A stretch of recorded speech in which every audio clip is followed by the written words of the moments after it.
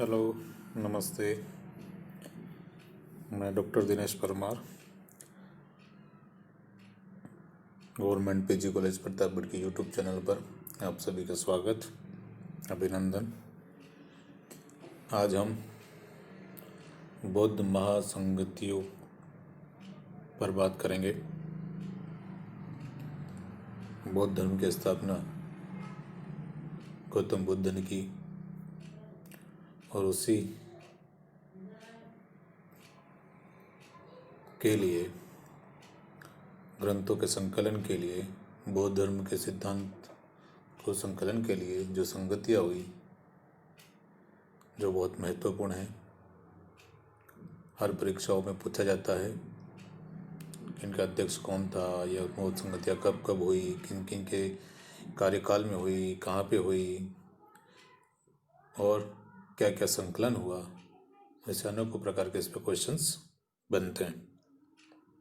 तो हम बात करते हैं बौद्ध महासंगतियाँ। प्रथम बौद्ध संगति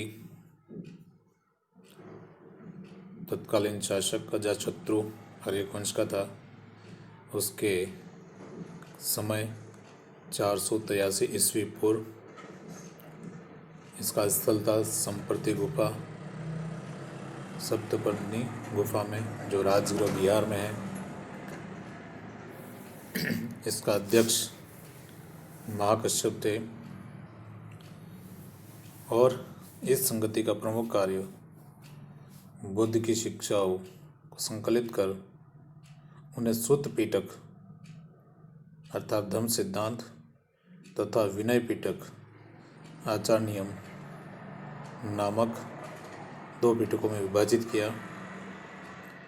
आनंद और उपाली जो बुद्ध के शिष्य थे, उन्हें क्रमशः धर्म और विनय के प्रमाण माने गए। आपको मैं बता दूं, बौद्ध धर्म एक शॉर्ट ट्रिक में बताता हूँ। किस समय हुई थी बौद्ध संगति? 483 ईस्वी पूर्व में। स्थान कौन सा था? संप्रति गुफा, राजगृह बिहार में। कौन सा स्थान था? संपर्णी गुफा, राजगृह बिहार में। उस समय का तत्कालीन शासक कौन था? अजातशत्रु, जो हर्यक वंश का था। संगति के उस समय अध्यक्ष कौन था? महाकश्यप।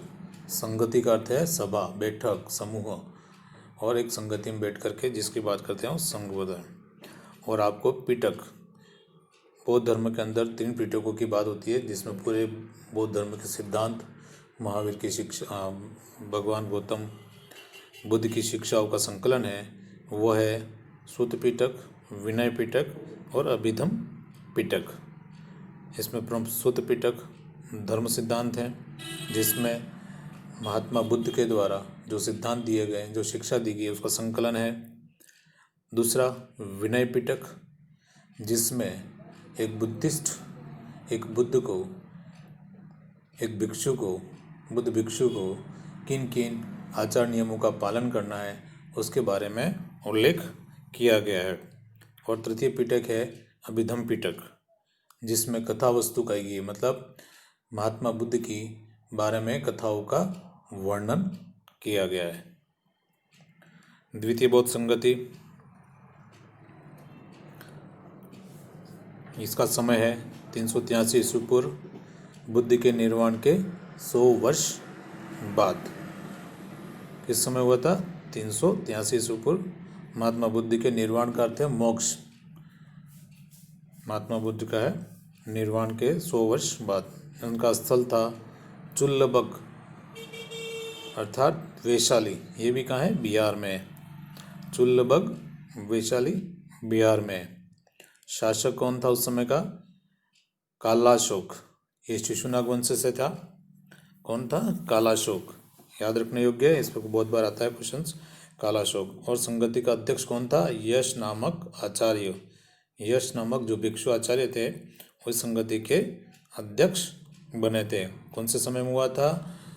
महात्मा बुद्ध के मृत्यु अर्थात निर्वाण के पश्चात 100 वर्ष बाद में, 383 ईस्वी पूर्व में। स्थल कौन सा था? चुल्लबग। कहाँ पे है ये? वैशाली, बिहार के अंदर। उस समय का शासन किसका शासक था? कालाशोक का। कौन से वंश का था? शिशुनाग वंश का। संगति का अध्यक्ष कौन था? यश नामक आचार्य।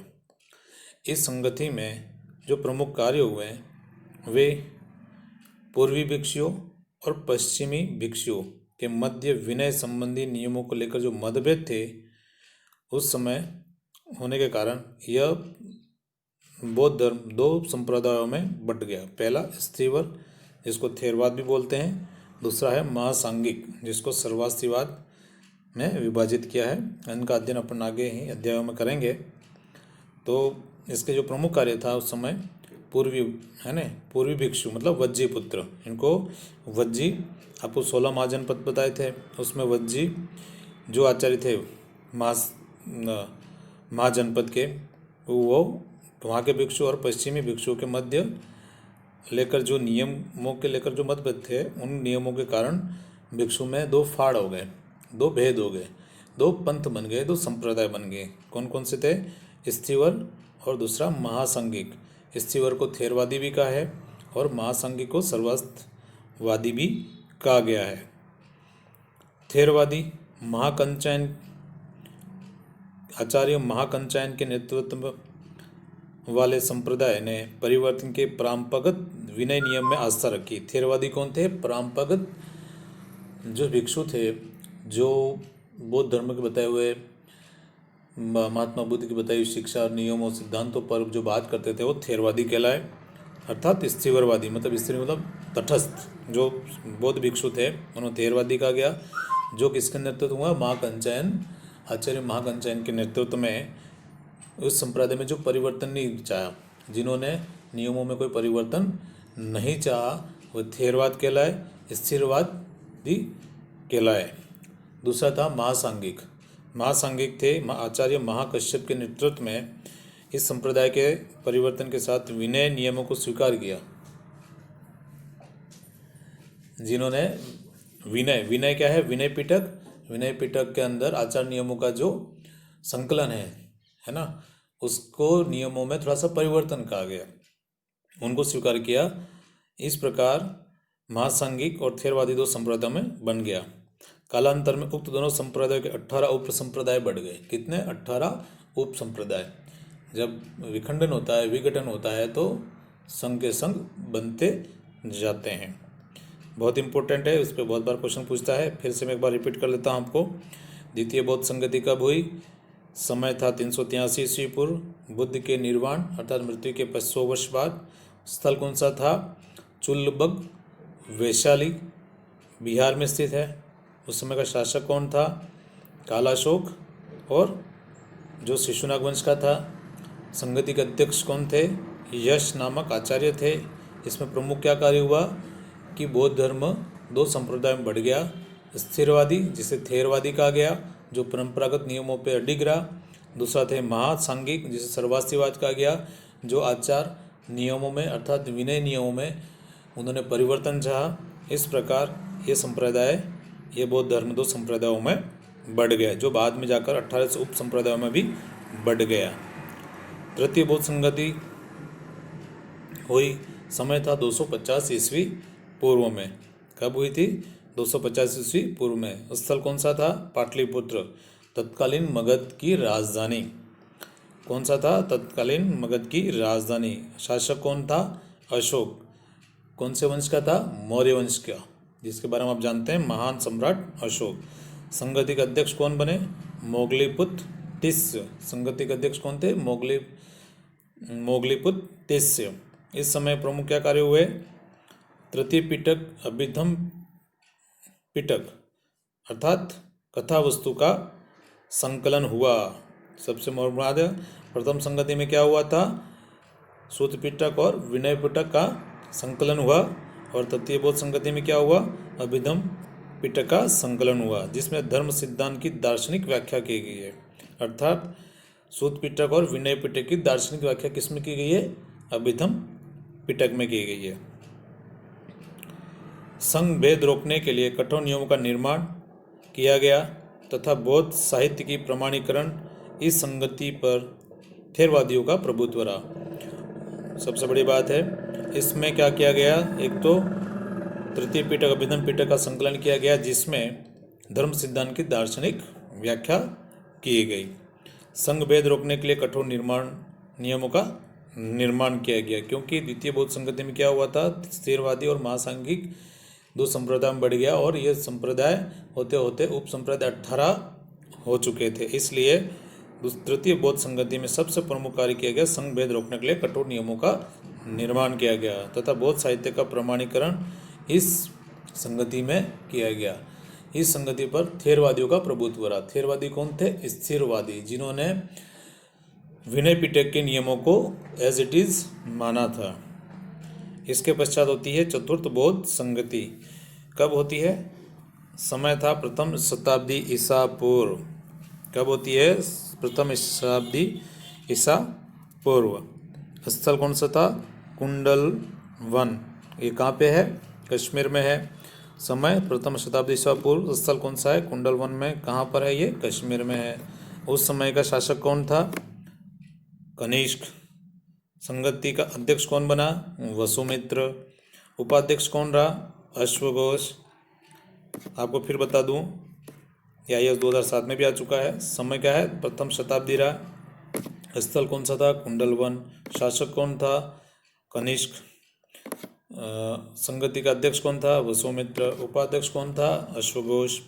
इस संगति के प्रमुख कार्य क्या था? बौद्ध ग्रंथों के कठिन अंशों पर संस्कृत भाषा में विचार विमर्श करने के पश्चात उन्हें विभाषा शास्त्र नामक टीकाओं में संकलित किया गया।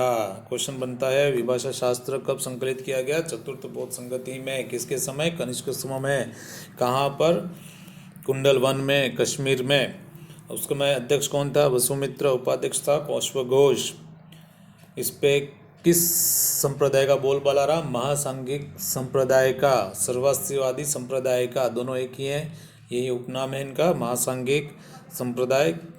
महासांघिक संप्रदाय महाकश्यप के नेतृत्व में जिस संप्रदाय ने विनय परिवर्तन स्वीकार किया था, उनको महासांघिक माना है, कहा गया है। और क्या हुआ था चतुर्थ बौद्ध संगति में? बौद्ध धर्म के कठिन अंशों पर संस्कृत भाषा में विचार विमर्श के पश्चात उन्हें विभाषा शास्त्र नामक टीकाओं में संकलित किया गया था। फिर से रिपीट कर रहा हूँ मैं, बौद्ध ग्रंथों के कठिन अंशों पर संस्कृत भाषा में विचार विमर्श के पश्चात उन्हें विभाषा शास्त्र नामक टीकाओं में संकलित किया गया। इस समय बौद्ध धर्म हीनयान तथा महायान नामक दो स्पष्ट व स्वतंत्र संप्रदायों में विभक्त हो गया। बौद्ध धर्म के लिए बहुत बड़ी क्रांति का विषय था। बौद्ध धर्म का बहुत बड़ा बोलबाला हुआ। बहुत शानदार समय था, क्योंकि उस समय बौद्ध धर्म बहुत विकसित हो चुका था। इसलिए क्या हुआ? इस समय बौद्ध धर्म हीनयान तथा महायान नामक दो स्पष्ट स्वतंत्र संप्रदायों में विभक्त हो गया। मैं एक बार और रिपीट कर देता हूँ। स्थल कौन सा था? प्रथम शताब्दी ईसा पूर्व। उस समय शासक कौन था? कनिष्क। स्थल कौन सा था? कुंडल वन, कश्मीर। संगति के अध्यक्ष कौन थे? वसुमित्र। उपाध्यक्ष कौन थे? अश्वघोष। और सबसे महत्वपूर्ण कार्य क्या हुआ? बौद्ध धर्म के जो कठिन अंश थे उनको संस्कृत भाषा में विचार विमर्श के पश्चात उन्हें विभाषा नामक संस्कृत टीकाओं में संकलित किया गया। आपको और एक बार बता दूं कि बौद्ध धर्म की जो प्रारंभिक साहित्य हैं वो प्राकृत भाषा में लिखे गए हैं, इसलिए उसे पुनः विभाषा शास्त्र में संस्कृत टीकाओं में संकलित किया गया। हीनयान एवं महायान के बारे में हम नेक्स्ट अध्याय में पढ़ेंगे। धन्यवाद।